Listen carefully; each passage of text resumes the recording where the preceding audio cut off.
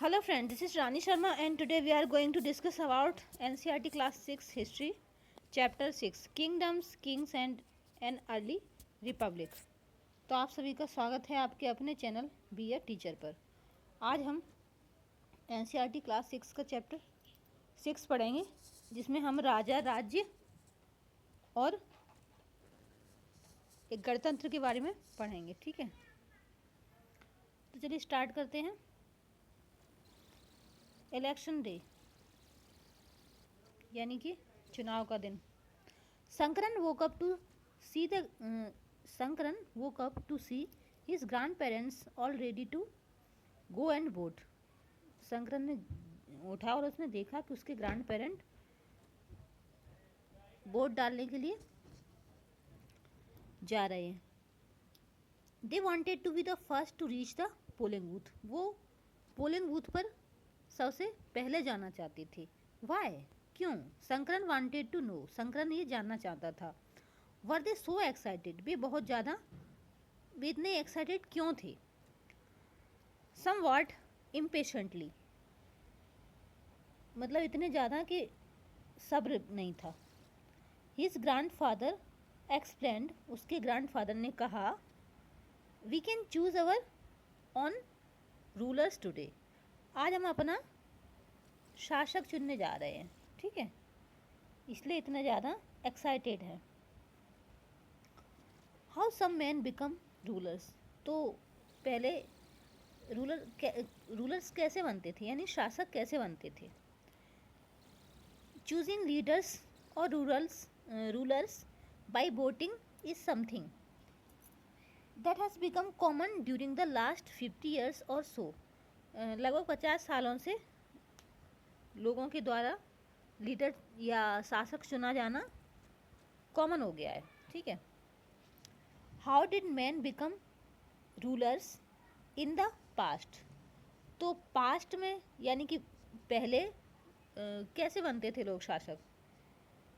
Some of the rajas we read about in chapter 5। कुछ राजाओं के बारे में हमने चैप्टर 5 में इससे पहले जो पढ़ा था उसमें पढ़ चुके हैं। ठीक है। प्रोबेबली चूजन बाय द जना, जो कि लोगों के द्वारा चुने जाती थी। The people, but around 33,000 years ago we find some changes taking place in the ways in which rajas were chosen। लेकिन करीब 3000 सालों से कुछ बदलाव आए हैं राजा बनने के या राजा चूज करने की। Some men now become recognized as rajas by performing very big sacrifice। तो कुछ लोग राजा कैसे बने, ये बहुत बड़े यज्ञ करके। द अश्वमेध और हॉर्स सेक्रीफाइस। तो अश्वमेध यज्ञ के बारे में आपने सुना होगा, जो भगवान राम ने भी किया था। ठीक है, या फिर इसको हॉर्स सेक्रीफाइस कहते हैं। सच रिचुअल्स, इस तरह के धार्मिक कृत्य करके। ठीक है। A horse was let loose to wander freely and it was guarded by the rajas man. तो अश्वमेध यज्ञ के बारे में आप जानते होंगे। इसमें क्या है, जो राजा यह यज्ञ करता था वो घोड़े को फ्री छोड़ देता था। घोड़ा जहाँ जहाँ जाता था, जिस राज्य से गुजरता था, वो राजा, यदि if the horse wandered into the kingdom of the rajas and they stopped it. यदि वो राजा, जिस राज्य से ये घोड़ा गुजर रहा है, उस घोड़े को रोकता है, दे हैड टू फाइट। तो उसे क्या था, जिस राजा ने ये घोड़ा छोड़ा था उससे युद्ध करना पड़ता था। If they allowed to horse the pass, यदि वो घोड़े को ऐसे ही जाने देता था बिना पकड़े, इसका मतलब it means that they accepted that the raja who wanted to perform the sacrifice was stronger than them. यदि वो घोड़े को नहीं रोकते हैं और ऐसे ही जाने देते हैं आगे, इसका मतलब था वो राजा जो यज्ञ कर रहा है, उस राजा को, जिसके राज्य में घोड़ा गया है, उसने नहीं रोका है, वो उसे खुद से शक्तिशाली मानता है। ठीक है। फिर these rajas were then invited to the sacrifice. और जिन जिन राज्यों से ये घोड़ा गुजरता था, वहाँ के राजा एक्सेप्ट करते थे कि हाँ, हमसे ये ज़्यादा शक्तिशाली है, इसलिए हम इनके घोड़े को नहीं रोकेंगे उन राजाओं को फिर वो राजा अपने यज्ञ में बुलाता था, निमंत्रण देता था। Which was performed by specially trend parades, जो कि बहुत ही महत्वपूर्ण पंडितों के पुरोहितों के द्वारा कराया जाता था। Who were rewarded with gifts, और जो राजा लोग आते थे वो राजा के लिए गिफ्ट लाते थे, गिफ्ट लाते थे। The raja who organised the sacrifice was recognised as being very powerful, जो राजा यज्ञ करता था वो काफ़ी शक्तिशाली राजा होता था। And all those who come brought gifts for him, और जितने भी सारे राजा आते थे वो उसके लिए गिफ्ट लाते थे। The raja was a central figure in these rituals. He often had a special seat, a throne और अ टाइगर स्किन। तो जो राजा होता था वो सबके मध्य में यानी सेंटर में बैठा था, सबसे ऊंचे सिंहासन पर, या फिर जो सिंहासन शेर की स्किन से बना होता था। हिज चैरियोटीर, यानी कि उसका जो सारथी होता था, who was his companion in the battle field and witnessed his exploits, और जो राजा का सारथी होता था वो ही उसके युद्ध क्षेत्र में उसका साथी होता था, कंपेनियन होता था, ठीक है। और क्या था, chanted tales of his glory, और उसके परिवार को उसकी कहानी बता था युद्ध में जो हुआ उसके बारे में, और उसके रिलेटिव्स को। Specially his wives and sons has to perform a variety of minor rituals, और उस राजा के पुत्र और पत्नी भी छोटे मोटे यज्ञ किया करते थे। The other rajas were simply spectators who had to sit and watch the performance of the sacrifice, और जो अन्य राजा उसके यज्ञ समारोह में आते थे वो बस एक दर्शक की तरह देखते थे और कुछ नहीं करते थे, ठीक है, कि राजा किस तरह से यज्ञ कर रहा है। Priors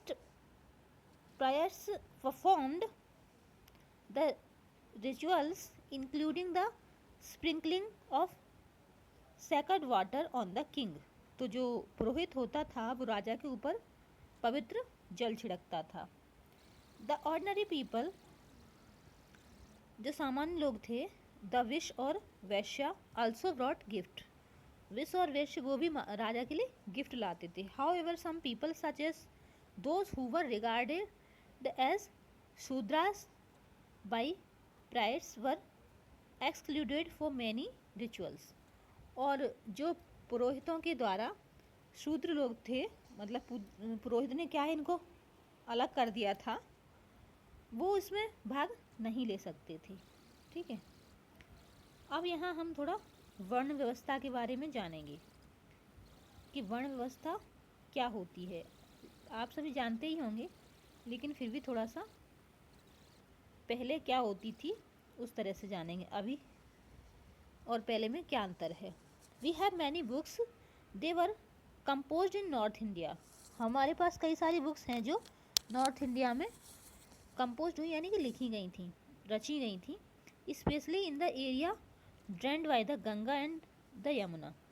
during this period these books are often called later Vedic. तो ये बुक्स ऋग्वेद के बाद लिखी गई थी, इसलिए इनको उत्तर वैदिक कहा गया है, ठीक है, जिनके बारे में हम चैप्टर 5 में पढ़ चुके हैं। वेदों के बारे में हम जान चुके हैं। सामवेद सबसे पुराना जो वेद है वो है आपका ऋग्वेद, और उसके बाद आपका सामवेद, यजुर्वेद और अथर्ववेद। तो ऋग्वेद में क्या था आपका, ऋग्वेद में कई बार प्रश्न आते हैं कि जो आपका गायत्री मंत्र है वो किस वेद से लिया गया है। तो ये प्रश्न तो कई बार आ चुका है, कई स्टेट के टैट एग्ज़ाम में आ चुका है, लेकिन तो शायद आप लोगों को पता भी होगा कि ऋग्वेद से ही लिया गया है। लेकिन बाकी और चीज़ें में ज़रूरी तो नहीं कि सिर्फ यही पूछे कि गायत्री मंत्र, हो सकता है ये पूछ ले कि महामृत्युंजय जो मंत्र है वो भी आपका ऋग्वेद से ही लिया गया है, ठीक है।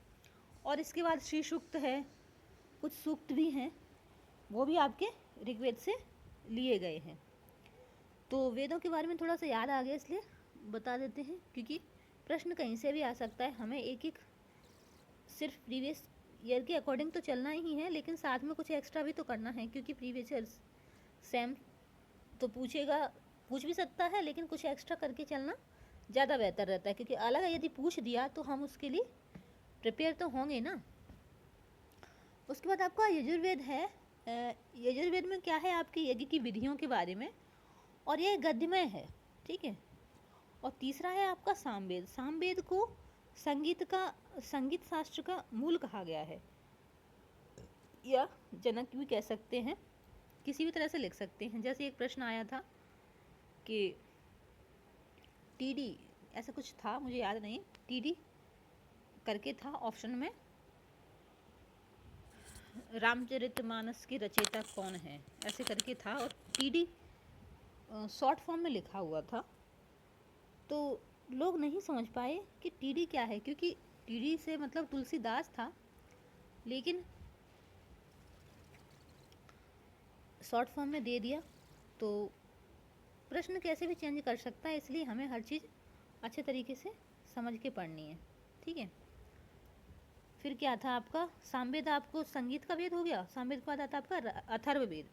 अथर्ववेद में क्या है, रहस्यमयी विधियाँ हैं, विधियाँ नहीं विद्याएँ हैं, रहस्यमयी विद्याएँ हैं, चमत्कार जिनको कहते हैं, चमत्कार, कुछ लोग काला जादू भी कहते हैं, कहीं आपने सुना होगा, लेकिन उसमें ऐसे ही लिखा हुआ है कि ये रहस्यमय विद्याओं का वेद है, ठीक है, चमत्कार हैं इसमें। और आपका ये जो सबसे पुराना है ऋग्वेद, उसमें तो सभी कुछ है, जितना भी हो सकता है, हर चीज़ के बारे में है, हम चैप्टर 5 में भी पढ़ चुके हैं, ठीक है। अब इसके बाद क्या था, ये वेदों के बारे में हो गया। उसके बाद आपके वर्ण थे, वर्ण भी सभी जानते हैं कि the priests divided people into 4 groups called varnas. According to them each varna had a different set of function. The first varna was the Brahmin. तो पहला वर्ण आपका ब्राह्मण है, ठीक है। Brahmins were expected to study and teach the Vedas, perform sacrifices and receive gifts. In the second place were the rulers, also known as Kshatriya, ठीक है। They were expected to fight battle and protect people. तो जो ब्राह्मण लोग थे उनका काम था पूजा पाठ करना, धर्म यज्ञ अनुष्ठान करना, और जो क्षत्रिय थे दूसरा वर्ण, उनका काम था युद्ध करना, लोगों की रक्षा करना, ठीक है। और तीसरा था आपका विश्य या फिर वैश्य। इसके अंदर वो सब आते थे जो फार्मर यानी किसान हैं, हर्डर यानी संग्राहक, ट्रेडर, और ये जो क्षत्रिय और वैश्य दोनों थे, ये दोनों क्या है, यज्ञ कर सकते थे, ठीक है। लेकिन आपका जो चौथा फोर्थ वर्ण है ना, शूद्रा, इन लोगों को यज्ञ करने की परमिशन नहीं थी, और महिलाओं को भी शूद्र की कैटेगरी में ही रखा गया था। ये महिलाएं भी यज्ञ नहीं कर सकती थीं, ठीक है। और फिर क्या था, कुछ खास नहीं है। फिर यहाँ थोड़ा सा जनपद के बारे में देख लेते हैं। जनपद और महाजनपद के बारे में जानते हैं। The rajas who performed these big sacrifice were now recognised as being rajas of janapadas rather than janas. The word janpada literally means the land where the jana set its foot. तो जनपद का मतलब होता है जहाँ राजा लोग रहते हैं, ठीक है, यानी जिनके पैर पड़ते हैं। The settle down, some important janapadas are shown on the map 4 page number 57। तो यहाँ पर कुछ महत्वपूर्ण जनपदों को दिखाया गया है, और प्रश्न वहीं से आते हैं, इसलिए उनको थोड़ा अच्छे से समझ लेंगे मैप के द्वारा। Archaeologists have excavated a number of settlement in these janapada such as Purana Qila इन दिल्ली। तो ये जनपदा कुछ थे, क्या थे, एक तो पुराना किला दिल्ली में है, दूसरा हस्तिनापुर नियर मेरठ एंड अतरंजी खेरा, सुना होगा आपने, एटा के पास है। The last 2 are in Uttar Pradesh, और 2 उत्तर प्रदेश में थे। They found that the people lived in huts, उन्होंने देखा कि वहाँ लोग झोंपड़ियों में रहते थे। And kept cattle as well as other animals, और मवेशी पालते थे और कुछ और जानवर भी पालते थे। They also grew a variety of crops, rice, wheat, barley, pulses, sugarcane, sesame and mustard, और वो फसल भी उगाते थे। ठीक है। दे मेड अर्दन पॉट, यानी कि वो मिट्टी के बर्तन बनाते थे। Some of these were grey in colour, कुछ जिसमें ग्रे कलर के होते थे। अदर वर रेड, कुछ लाल। One special type of pottery found on these sites is known as painted grey ware. एक स्पेशल तरह की पॉटरी, मतलब कुंभकार कह सकते हैं, वो यहाँ इस साइट में फाउंड की गई जिसमें ग्रेवियर था। As is obvious from the name, these grey pots had painted design, usually simple line and geometric pattern. Simple line होते थे और कुछ ज्योमेट्रिक पैटर्न भी होते थे इन पे। अब यहाँ महाजनपद के बारे में देख लेते हैं। About 25 years ago, 2500 sorry, some janapadas become more important than others, कुछ जनपद बहुत ज़्यादा महत्वपूर्ण हो गए थे बाकियों की अपेक्षा। And were known as Mahajanpadas. Some of these are shown on map 4. Most Mahajanpadas has a capital city. Many of these were fortified.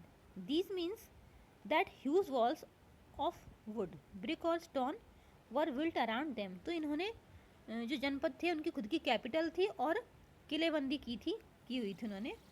तो यहाँ आप देख पा रहे होंगे, सबसे पहले थोड़ा मैप बड़ा कर लेते हैं फिर देखते हैं कि यहाँ सबसे पहले जो एक तो ये अंग दिख रहा है, ठीक है, जनपद और महाजनपद दोनों हैं।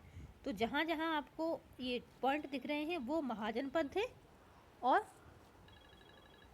ये आपके जनपद थे नॉर्मल। ठीक है। तो अंग की कैपिटल क्या थी आपकी? चंपा या चंपा नगरी थी। ये अभी डिस्ट्रिक्ट मुंगेर कह सकते हैं, भागलपुर बिहार में है, क्योंकि यहाँ इस जगह पे आप जानते हैं बिहार ही है अभी। ठीक है। तो ये भागलपुर में पड़ता है अब अंग। ठीक है। जिसके राजा कर्ण थे महाभारत के समय, ये वही अंग है। ठीक है। फिर दूसरा है आपका मगध। ये डिस्ट्रिक्ट ऑफ पटना है, यहाँ नज़दीकी आपको दिख रहा है। ये महाजनपद था, ये जनपद था और ये महाजनपद था। ठीक है। मगध, इसकी राजधानी पटना थी, सॉरी राजगिरी थी। ठीक है। या फिर वैशाली कह सकते हैं, यहाँ लिखा हुआ है, हाँ ये वैशाली है। ये मगध की राजधानी थी वैशाली।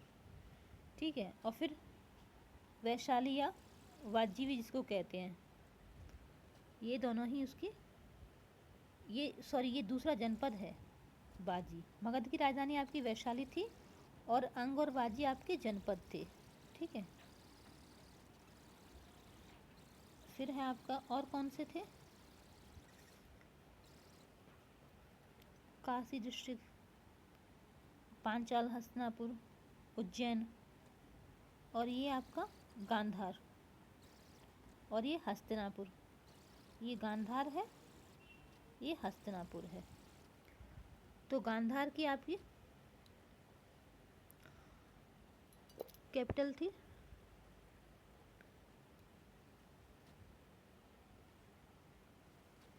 पुष्कलावती। पुराने टाइम की ही लिखी हुई है यहाँ पे, जो अभी अफ़गानिस्तान में है, क्योंकि इंडिया तो हमारे पास यहीं तक है। ठीक है। गांधार अभी अफ़गानिस्तान में पड़ता है। तो यहाँ इसकी राजधानी लिखी नहीं हुई है, लेकिन किसी दूसरे बुक में थी, तो वो थी आपकी तक्षशिला। ठीक है।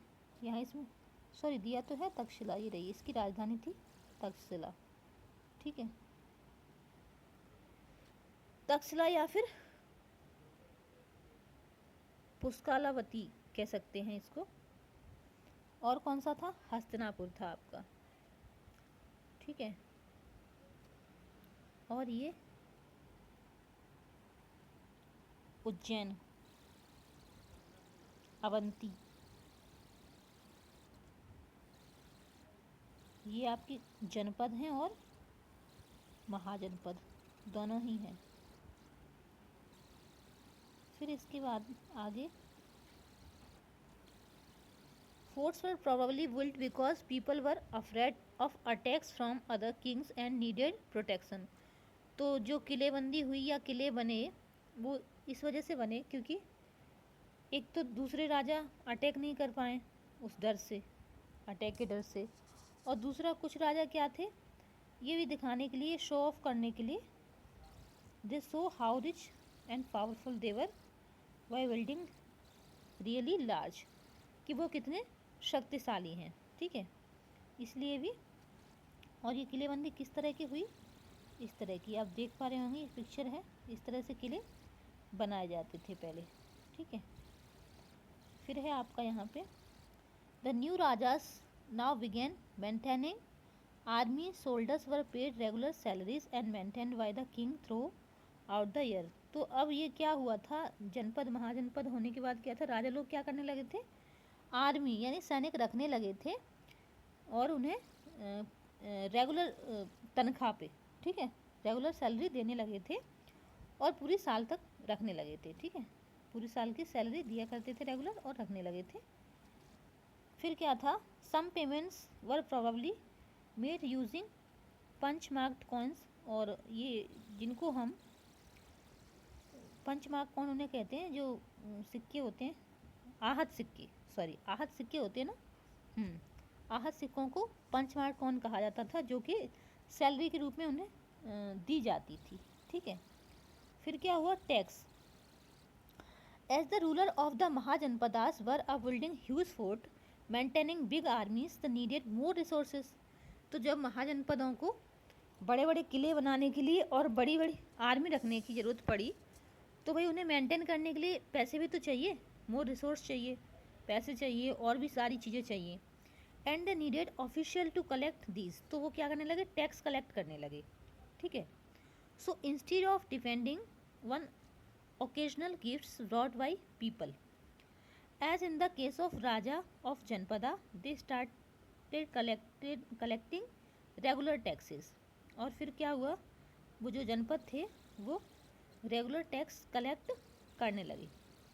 टैक्सेस ऑन क्रॉप्स, तो किस किस तरह से किस किस चीज़ पर वो टैक्स कलेक्ट करते थे वो यहाँ लिखा हुआ है, और यहाँ से प्रश्न भी आता है कि किस किस चीज़ पे टैक्स कलेक्ट करते थे। तो इस चीज़ का हमें थोड़ा ध्यान से पढ़ना है, समझना है कि फसल पे कर लगाते थे, है ना।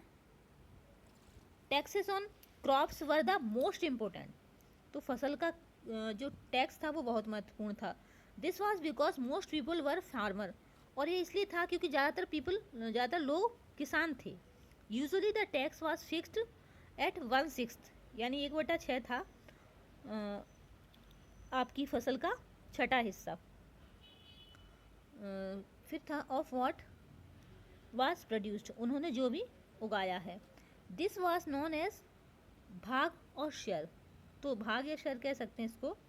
फिर दूसरा था there were taxes on craftsperson, और वो शिल्पकार थे उनसे भी टैक्स वसूलते थे।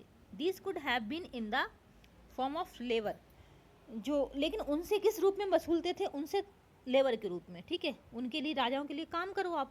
ठीक है, फॉर एग्जाम्पल अ वीवर और a smith may have had to work for a day every month for the king, तो जो बुनकर थे या फिर सुनार लोहार थे वो क्या करते थे, महीने में एक दिन राजा के लिए फ्री में काम करते थे, यही उनका कर होता था।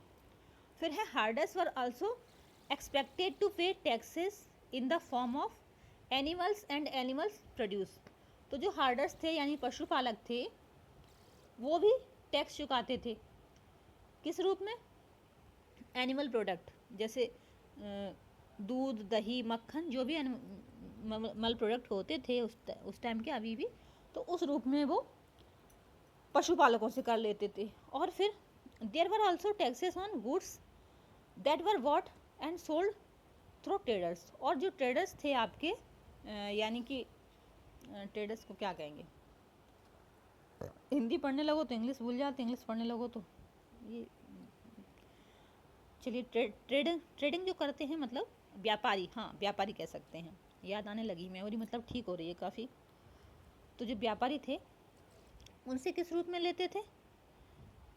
वही उनकी चीज़ों के रूप में, जो चीज़ें वो बेचते थे खरीदते थे उन्हीं रूप में टैक्स लेते थे। And hunters and gatherers also had to provide forest product produce to the raja. और जो आपके हंटर थे यानी शिकारी थे और संग्राहक थे, वो जंगलों से जो सामान इकट्ठा करते थे, शिकार करते थे, उसी चीज़ को टैक्स के रूप में दे दिया करते थे। मतलब टैक्स जरूरी नहीं कि सिर्फ ऐसा ही था, जो जैसा दे सकता था उस हिसाब से उन लोगों के पर टैक्स लिया जाता था। ठीक है, फिर है आपका चेंजेस इन एग्रीकल्चर। अब आपके एग्रीकल्चर में जो बदलाव हैं वो देखते हैं। There were 2 major changes in agriculture around this time. तो 2 बड़े बदलाव हुए एग्रीकल्चर में इस समय। कौन सा? One was the growing use of iron ploughshare, मतलब क्या कह सकते हैं, जो हल होते हैं ना, प्लो शेयर बोलते हैं, हल के फाल, वो किस चीज़ के बनने लगे थे? वो आपके लोहे के बनने लगे थे। This meant that heavy clay soil could be turned over better than with a wooden plough. तो पहले क्या थे, ये हल्के फाल थे वो लकड़ी के ही बने होते थे और अब लोहे के बनने लगे थे। तो लकड़ी से लोहा ज़्यादा अच्छे से प्लो कर सकता है ना, मतलब खेत को जोत सकता है, इसलिए ज़्यादा अच्छे से खेत की जुताई होने लगी और इससे क्या हुआ, ज़्यादा अनाज उगने लगा, है ना। Second, people begin transplanting paddy. This meant that instead of scattering seed on the ground from which plants would sprout, sapling were grow and then planted in the fields। और वही पौधारोपण एक जगह से दूसरी जगह ज़्यादा अच्छे से किया जाने लगा। This led to increased production as many more plants survived। तो इससे क्या हो, ज़्यादा प्लांट्स सर्वाइव यानी ज़्यादा प्लांट जीवित रहने लगे, पौधे ज़्यादा अच्छे से ग्रो करने लगे और जीवित रहने लगे। However, it was breaking work, generally slave men and women, dasas and dasis and landless agriculture laborers, kambakaras had to do this work। Can you think? चलिए, तो कुछ नहीं, तो यहाँ दास दासी भी काफ़ी मात्रा में थे जो काम करते थे। अब क्लोजर लुक मगध। अब मगध के बारे में थोड़ा सा नज़दीक से जानते हैं। तो फाइंड मगध ऑन मैप 4। तो मगध अब हमने अभी थोड़ी देर पहले जो देखा था ना, इसकी कैपिटल आपने वैशाली देखी थी, इसकी कैपिटल पाटलिपुत्र या फिर वैशाली थी। नाम कई सारे थे लेकिन इसमें वैशाली थी, हमने भी देखी। तो क्या था, Magadha became the most important mahajanapada. तो महाजनपद क्योंकि जहाँ जहाँ पॉइंट थे वो महाजनपद थे और जहाँ पॉइंट नहीं थे वो जनपद थे। ठीक है, इन अबाउट 200 ईयर्स। तो 200 साल पहले, 200 years. Many rivers such as the Ganga and Son, जो गंगा नदी थी और सोन थी, फ्लो थ्रू मगध, जो मगध की तरफ बहती थी। This was important for transport, water supplies, making the land fertile. तो इससे क्या था, ट्रांसपोर्ट के लिए अच्छा था और ज़मीन ज़्यादा उपजाऊ थी। पार्ट्स ऑफ मगध वर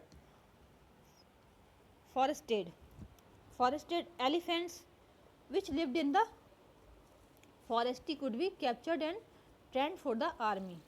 तो क्या था, इन्होंने हाथियों को पकड़ना और आर्मी के लिए ट्रेंड करना भी शुरू कर दिया था। forested also provide wood for building houses। और जो जंगल थे हाथी भी देते थे और लकड़ी भी देते थे अच्छे घर बनाने के लिए। कार्ट्स एंड चैरियोट्स, और जो घोड़ा गाड़ी है या रथ है वो बनाने के लिए।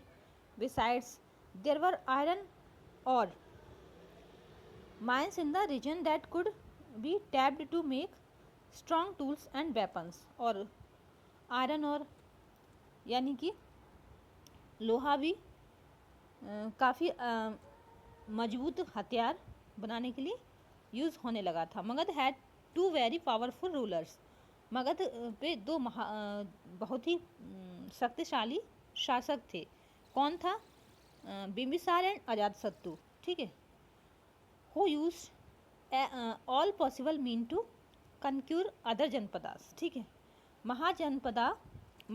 Mahapadma Nanda was another important ruler. तो यहाँ एक महापद्मा नंद के भी महापद्मनंदा नाम का भी एक दूसरा रूलर था। He extended his control up to the north west part of the subcontinent. तो नॉर्थ वेस्ट यानी कि आपका ईस्ट, वेस्ट, नॉर्थ और साउथ, तो यहाँ का जो हिस्सा था नॉर्थ वेस्ट का, इस पे कौन था? महापद्मनंदा रूल करता था, शासन करता था। और फिर क्या था? राजगिर, प्रेजेंटे राजगिर, तो यहाँ ये वहाँ की राजधानी थी राजगिर, कहाँ की? मगध की, ठीक है। जो कहाँ? In Bihar was the capital of Magadha for several years, जो कुछ सालों तक रही, ठीक है। फिर उसके बाद क्या हुआ?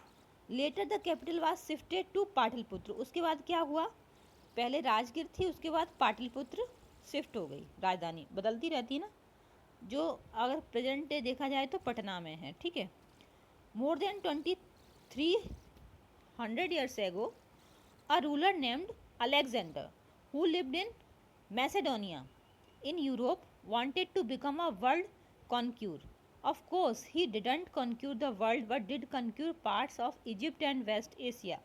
तो आपने अलेक्जेंडर के बारे में तो सुना ही होगा, जब मैसेडोनिया का था वो पूरे विश्व पे अपना आधिपत्य जमाना चाहता था। और west Asia, Egypt and west Asia and come to the India, जो पहले इजिप्ट फिर वेस्ट एशिया उसके बाद इंडिया आया, इंडिया उपमहाद्वीप में। Reaching up to the banks of the Beas नदी के किनारे, when he wanted to march further eastwards his soldier refused. जब वो कहाँ पे आया? यहाँ आपकी ब्यास नदी के पास आया तो उसके सैनिकों ने क्या किया? रिफ्यूज, मना कर दिया। देवर सेक्रेड, वो मतलब डर गए। As they had heard that the ruler of India had vast armies in foot soldiers, chariots and elephant. जैसे उन्होंने सुना कि इंडिया का जो रूलर है उसके पास बहुत बड़ी सेना है, जो पैदल सिपाही होते हैं वो भी हैं, और रथ वाले भी हैं, और बड़े बड़े हाथी भी हैं, ठीक है। फिर उसके बाद क्या था? एक नज़दीक से हम वाजी को भी देख लेते हैं। वाजी के बारे में क्या था? क्योंकि ये महाजनपद थे ना, इसलिए। While Magadha became a powerful kingdom, Vajji with its capital and Vaishali, Bihar, ये बाजी इसकी कैपिटल थी, with its capital at Vaishali, Vajji की कैपिटल थी वैशाली, बिहार में जो है। Was under a different form of government known as gana और संघा। तो जो गवर्नमेंट थी उसको गण या संघ के नाम से जाना जाता था। इन अ gana or sangha there were not one but many rulers, sometimes even when thousand of men rule together, each one was known as the raja. This raja perform rituals together. तो ये राजा साथ में यज्ञ किया करते थे, धार्मिक कृत्य। They also met in assemblies, और वो सभाएं भी आयोजित किया करते थे। And decided what had to be done and how, और ये निर्णय लेते थे कि क्या होना है और कैसे होना है। Through discussion and debate, for example, if they were attacked by an enemy, they met to discuss what should be done to meet the threat. However, women, dasas and kumbhakaras, Kumbhkar जो होते हैं, could not participate in these assemblies. लेकिन ये इनकी जो assembly हुआ करती थी, सभा हुआ करती थी, उसमें ये लोग भाग नहीं ले सकते थे। कौन?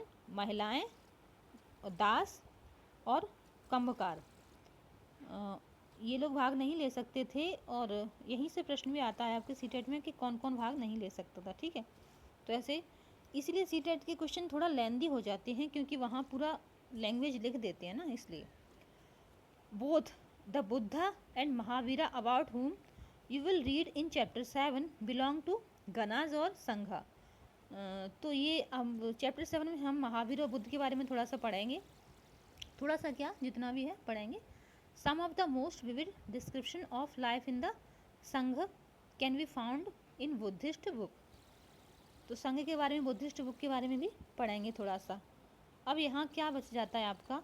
इस चैप्टर में this is an account of the Vajji from the Digha Nikaya, क्या है यही है ना, अ फेमस बुद्धिस्ट बुक। तो दिगा निकाय एक फेमस बुद्धिस्ट बुक है which contain some of this speeches of the Buddhas, जिसमें क्या है, बुद्ध की कुछ भाषण हैं, कह सकते हैं स्पीचेस हैं, ठीक है। These were written down about 23,000 years ago, जो कि 2300 साल पहले लिखी गई थी। अब यहाँ क्या है, ये तो कीवर्ड्स हैं। उसके बाद है अजात सत्तू एंड द वाजी। तो अजात सत्तू कौन था? अजात सत्तू वांटेड टू अटैक द वाजी। अजात सत्तू क्या था, वाजी पर अटैक करना चाहता था। He sent his minister named Vassakara to the Buddha to get his advice on the matter. उसने एक अपना मिनिस्टर भेजा जिसका नाम था Vassakara. The Buddha asked whether the Vajjis met frequently in full assemblies. When he heard that they did, he replied that the Vajis would continue to prosper as long as they held full and frequent public assemblies. They met and acted together. They follow established rules. They respected, supported and listened to elders. Vajji women were not held by force और captured.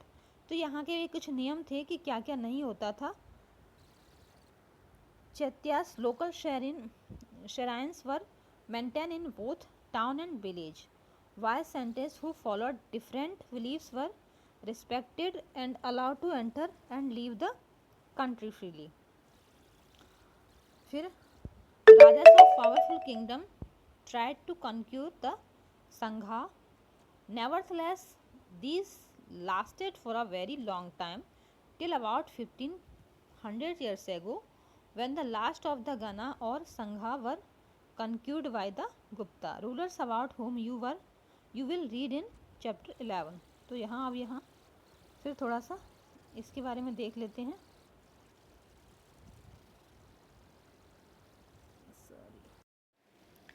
Around 2500 years ago, the people of Athens set up a form of government. तो लगभग 2500 साल पहले Athens के लोगों ने एक government set की थी which was called a democracy, जो कि डेमोक्रेसी यानी कि गणतंत्र कहलाई। Which lasted for about 200 years ago, जो कि करीब 200 साल पहले थी। All free man over the age of 30 were recognised as full citizen. तो जो 30 साल से ऊपर के लोग थे वो सब क्या थे, सिटीजन, इनको नागरिकता प्राप्त थी, ठीक है। There was an assembly that met at least 40 times a year to decide on important matters. और इनकी एक सभा बुलाई जाती थी जो साल में करीब 40 बार बुलाई जाती थी, ठीक है। All citizen could attend this meeting. और जो सभी नागरिक थे उनको क्या था, ये मीटिंग अटेंड करनी होती थी।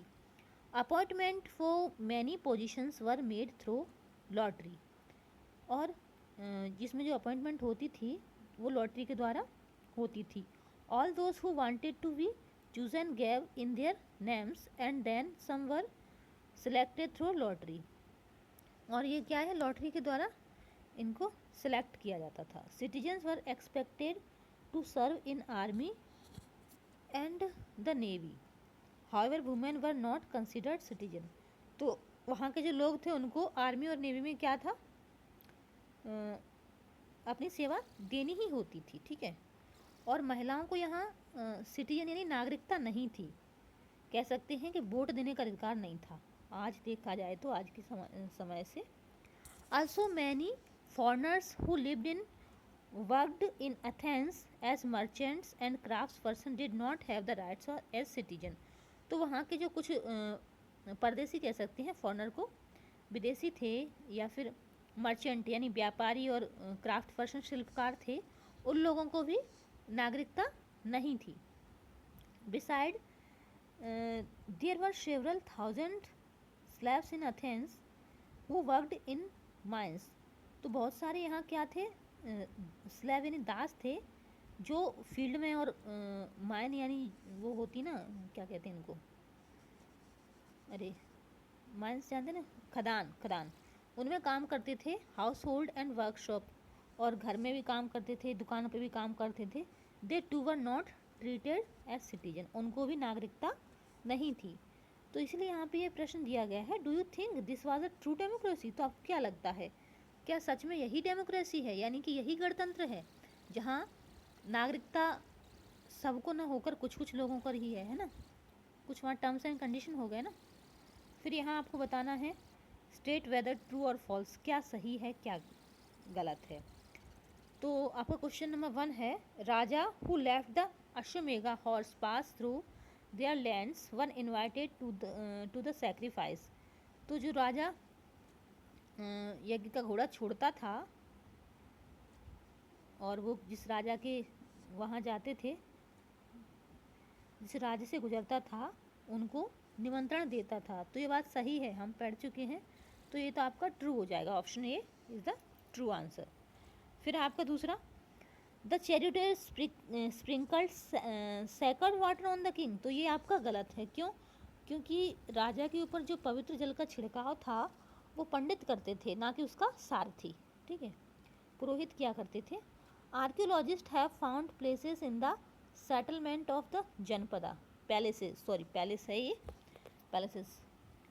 यहाँ एक्चुअली प्रोनाउंसिएशन का हमें बहुत ज़्यादा ध्यान रखना है, क्योंकि हम जैसा आदत पड़ी हुई है शुरू से, इसीलिए कहते हैं बच्चों को सही चीज़ सिखानी चाहिए, ताकि उन्हें एक बार आदत पड़ गई ना गलत चीज़, तो काफ़ी सुधारने के बावजूद भी वो नहीं सुधर पाती है। और लोग कहते हैं ये किसका प्रभाव है,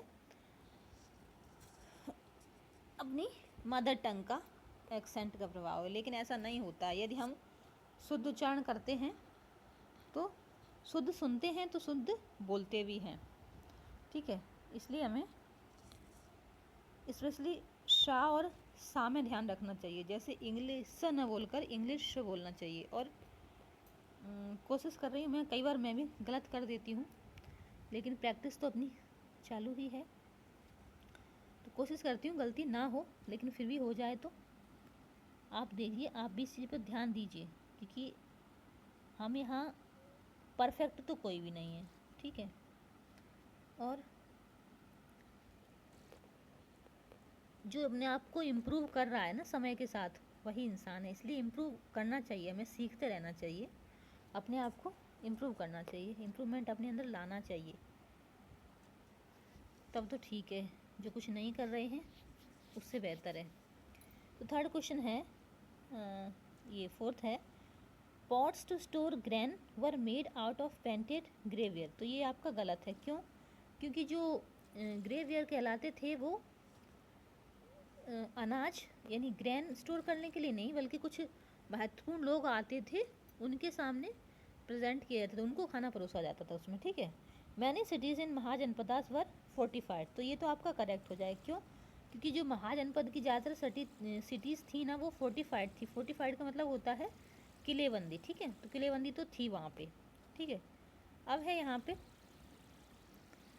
fill in the chart given below with the terms hunter, gatherer, farmer, trader, craftsperson, herder. तो यहाँ है आपको दोज हु पेड टैक्स। तो इनमें से जो जो टैक्स पे करते थे वो फिल करना है। तो आप जानते हैं कि टैक्स तो सभी पे करते थे, गैदरर भी, फार्मर भी, ट्रेडर भी, क्राफ्ट पर्सन और हार्डर। लेकिन वो किस किस रूप में पे करते थे ये आपको पता होना चाहिए। तो जो फार्मर थे वो अपनी फसल का हिस्सा देते थे, जो ट्रेडर थे वो जिस चीज़ का ट्रेड करते थे, मतलब जिस चीज़ का व्यापार करते थे उस चीज़ में, और जो क्राफ्ट पर्सन थे वो अपना मजदूरी, एक दिन की मजदूरी के रूप में, और जो हार्डर थे यानी पशुपालक थे वो अपने पशुओं के प्रोडक्ट, दूध, दही, घी जो भी है, और आपके जो गैदरर थे वो जंगल से जो भी कलेक्ट करते थे, चाहे वो जानवरों की स्किन हो या फ्रूट हो, जो भी उस रूप में देते थे। तो टैक्स तो ये सभी देते थे, ठीक है। Who were the groups who could not participate in the assembly of the गना। तो ऊपर हमने पढ़ा कि कौन कौन इस असेंबली में पार्टिसिपेट नहीं करता था। तो जो महिलाएं थीं वो पार्टिसिपेट नहीं करती थीं। और ऊपर जाइए बैक और देखिए और थोड़ा बताइए, कुछ आप भी कीजिए, थोड़ा पढ़िए, क्योंकि सिर्फ वीडियो सुनने से कुछ नहीं होता है, थोड़ा सा हमें पढ़ना भी होता है। वीडियो तो बस आपको रियलाइज़ कराने के लिए, याद कराने के लिए कि चलो मोबाइल देख रहे हैं, फ्री वीडियो देख रहे हैं, तो फिर हमें याद आ जाए चलो थोड़ा पढ़ भी लेते हैं। इसलिए why did Raja of Mahajanapada wilt forts, तो जो राजा थे महाजनपदा वो फोर्ट यानी किला किस लिए बनाते थे? तो आपने ऊपर पढ़ा देखा कि 2 कारण थे। एक तो ये कि शत्रुओं से रक्षा के लिए बनाते थे, और दूसरा ये शो ऑफ करने के लिए, दिखाने के लिए कि हम कितने पैसे वाले हैं, कितने धनवान हैं, कितने शक्तिशाली हैं। ठीक है, तो 2 कारण थे। फिर है आपका question number 5, in what ways are present day election different from the way in which rulers were chosen in Janapadas? तो आपको ये बताना है कि जो पहले जनपदा के समय जो रूलर थे उससे आज के ज़माने में जो रूलर होते हैं, इलेक्शन होता है, चुनाव होता है, वो किस तरह से भिन्न है, ये हमें पता लगाना है। तो ये पता लगाने के लिए आपको बच्चे को इंक्लूड करना होगा और कुछ ऐसी एक्टिविटी देनी होगी करने के लिए उसे। ये आप सिर्फ सोशोलॉजी तो पढ़ नहीं रहे हैं, इसीलिए आपको सीटेट पेपर के अंदर methodology, child psychology, education psychology, ये सारी चीज़ें भी पढ़ाई जाती हैं। ठीक है, इसीलिए पढ़ाई जाती हैं ताकि आपको ये सब पता हो कि हमें कहाँ किस तरह से प्रश्न पूछना है बच्चों से, ताकि उनके अंदर क्रिटिकल थिंकिंग डेवलप हो। ठीक है, फिर ये लेट्स डू करने के लिए दिया गया है, तो ये सब आपके चाइल्ड साइकोलॉजी के अंदर ही आ जाएंगे। According to your student you can do these things. तो ये हमारा चैप्टर यहीं समाप्त होता है। नेक्स्ट चैप्टर में कल मिलते हैं, तब तक के लिए धन्यवाद। अगर आपने चैनल अभी तक सब्सक्राइब नहीं किया है और आपको वीडियो पसंद आते हैं तो सब्सक्राइब कर लीजिए, अदरवाइज़ कोई फोर्स नहीं है। ठीक है, धन्यवाद। और आपको लगता है ये किसी के साथ शेयर करना चाहिए तो आप शेयर कर दीजिए, क्योंकि ज्ञान बांटने से बढ़ता है और हमें फालतू मोबाइल देखने से तो बेहतर है। ऐसे ही एंटरटेनमेंट करने के लिए लोग दिन भर मोबाइल में बिजी रहते हैं, लेकिन जब पढ़ने की बात आती है तो बोरियत होने लगती है। तो ऐसा नहीं होना चाहिए, पढ़ना भी ज़रूरी है, क्योंकि इससे हमारे देश का भविष्य बनेगा और हमें यदि कुछ अच्छा करना है तो नॉलेज तो गेन करनी ही होगी। ठीक है, तो I hope you understand me and support me. Thanks for watching.